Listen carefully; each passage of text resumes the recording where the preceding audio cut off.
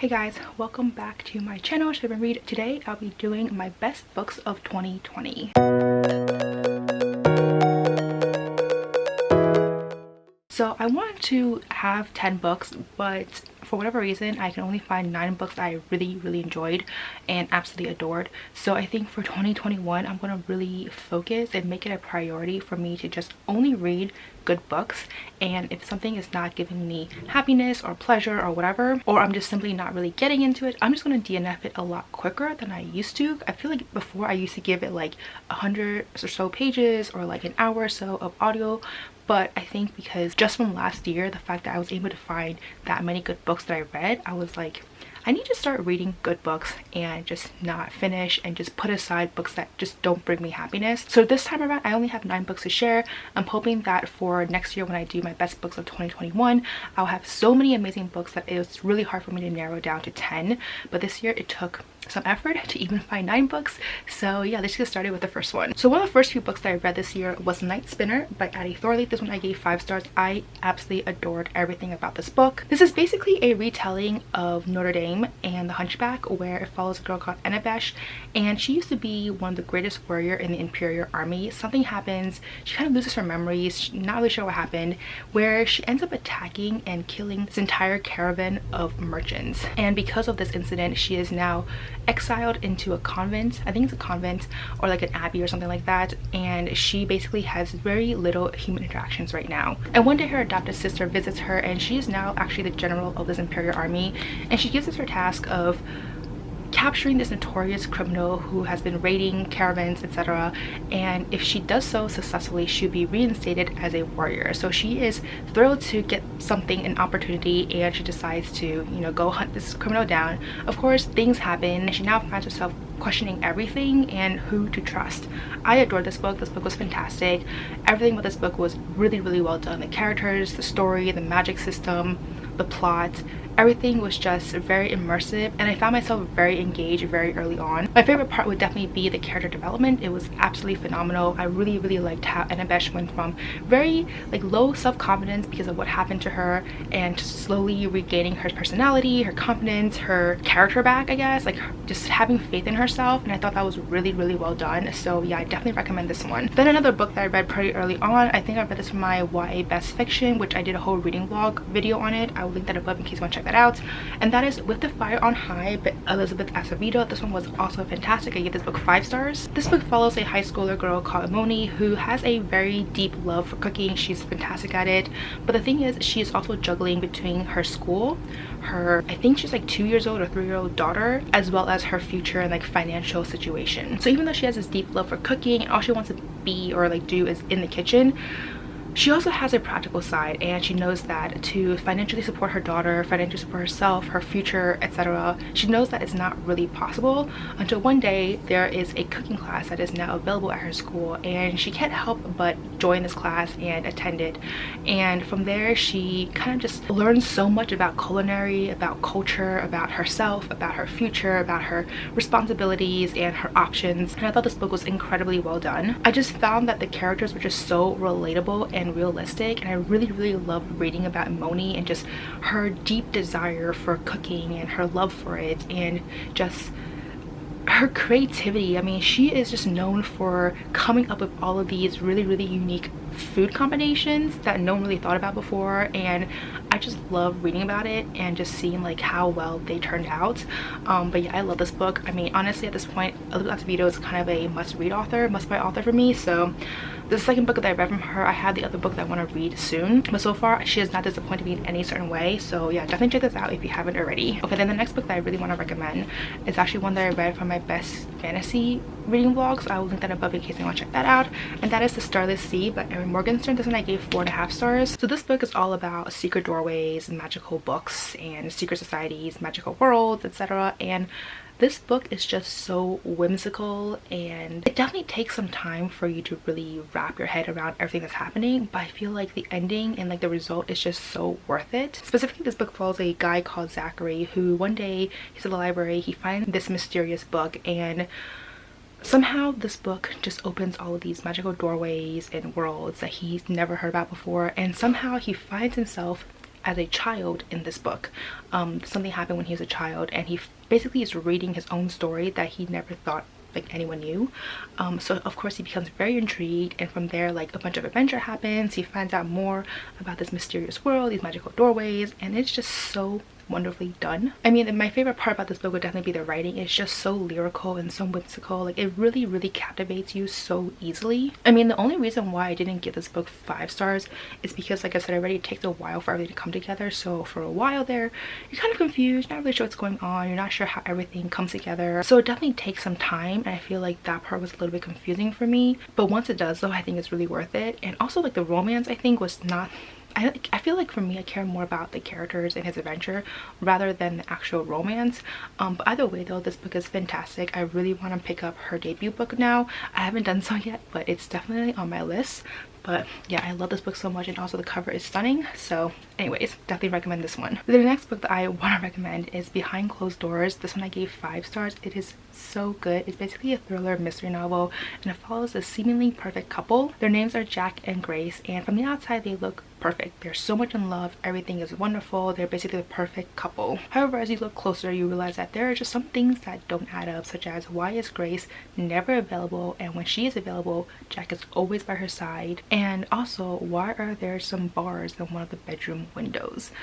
This book was so mesmerizing. I was so invested with the story. Like, I really want to know what happened next. It is probably one of the craziest books I've ever read. There was just so many plot twists and turns that I couldn't see coming at all, and the psychological element of this book was fantastic. I just like blew my mind, honestly. It was just so out there, but so freaking good. The one unique thing that I really liked with this book was actually the writing. I really liked how it was told in alternating timelines, like the past and the present, and as the book continues, it kind of like merges somewhere in the middle for the climax.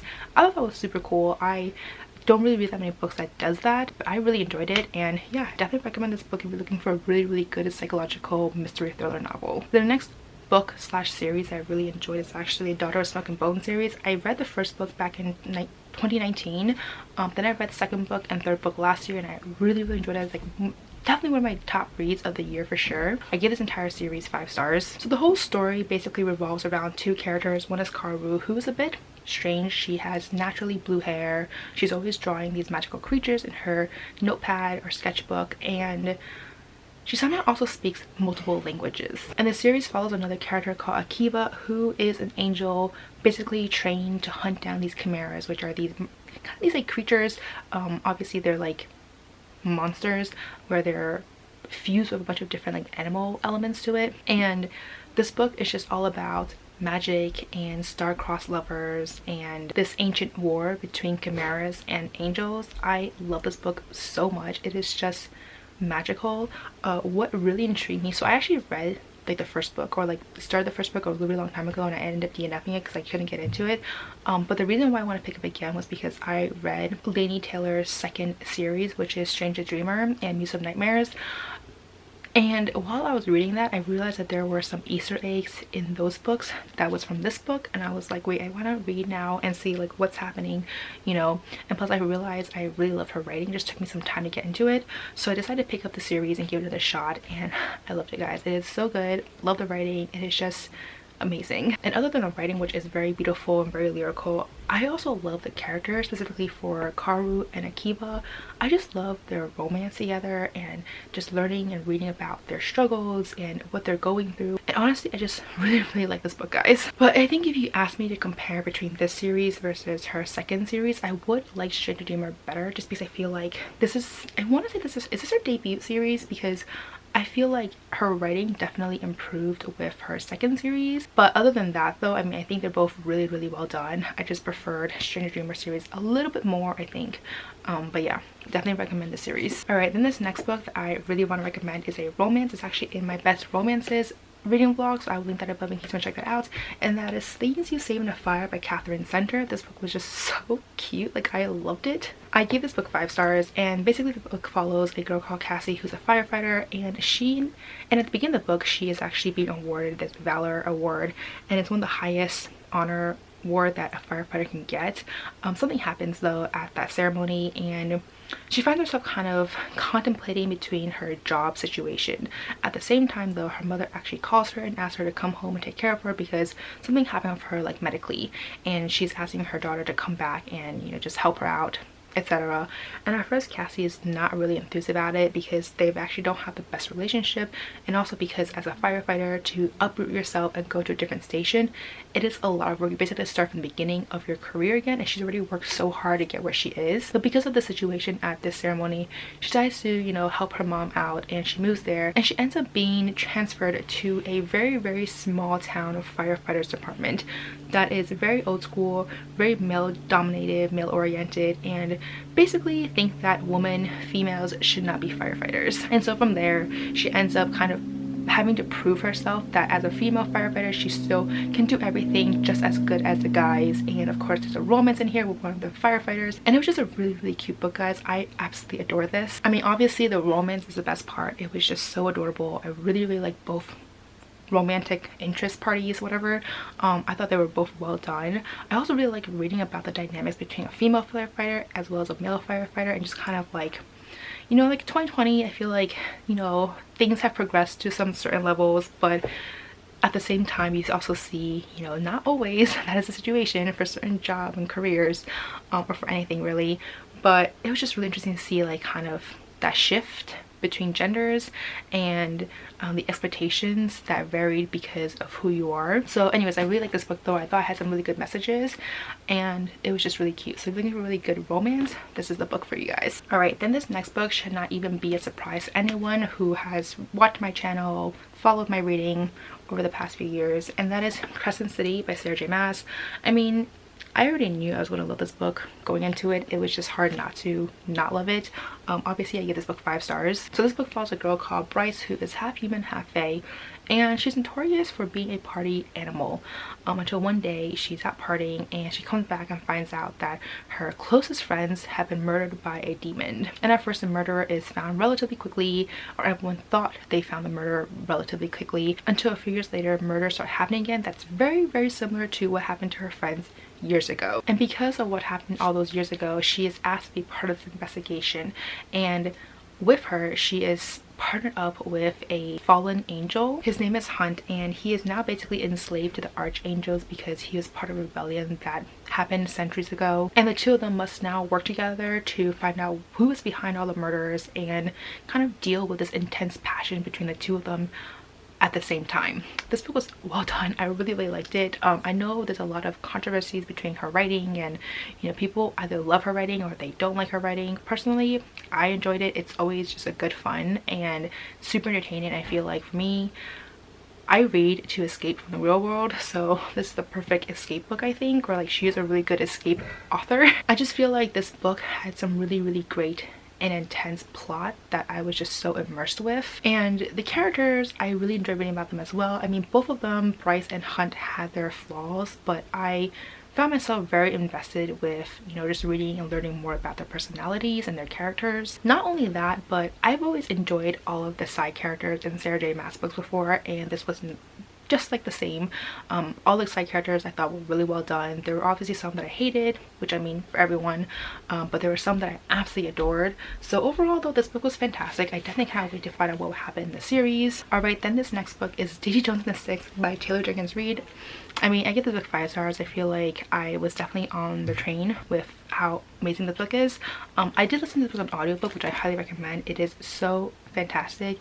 The full cast did a fantastic job with just bringing all the characters to life for me. So this book follows a interview style format where it kind of goes into detail about this really famous 1980s rock band, and it kind of follows along what led up to their infamous breakup. Specifically, this book follows a girl called Daisy who has the voice as well as the looks to have people go absolutely crazy over her, and also follows a band called The Six who is led by Billy. The two of them end up meeting up and pairing up because the producers think that the two of them will make a dynamic duo, and they do.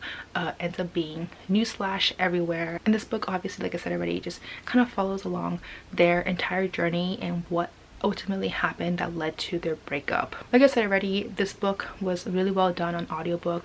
narrators, all the narrators did a fantastic job. But what really stood out to me, and I feel like this is true for all of her books, is just how realistic she's able to write and craft her characters. Because during this book, like, for so many times I kept thinking, like, I kept trying to Google like Daisy Jones and the Six and trying to like learn more about their history, and of like, wait, can't Google them because they're fake people. But I just feel like every single time, like even her other book, The Seven Husbands of Evelyn Hugo, I was like, I wanted to know more about Evelyn Hugo. I wanted to research her, I wanted to look her up, and obviously both of them are fake characters and I couldn't do that. But the fact that Taylor Jenkins Reid just always gives me that impulse to, you know, find these characters out and see they're real and just learn more about them, it's just so well done. I feel like that's a testament to her writing style and her writing abilities. So I really enjoyed this book, guys. Highly recommend this one. Okay, then the last book that I want to recommend for this video is The Red Scrolls of Magic by Cassandra Clare and Wesley Chu. This book I read during my best fantasy of 2019. I'll link that above in case you want to check that out. I really enjoyed this book. I feel like that's kind of a given since it's on this list, but I thought this was really well done. I feel like this is not, like, the writing is definitely a little bit more like immature compared to other books. I mean, I just finished reading the entire Last Artificer series, and you can definitely see the huge difference between like how intricate, how complex that series is versus this one. This one seems very straightforward, very simple.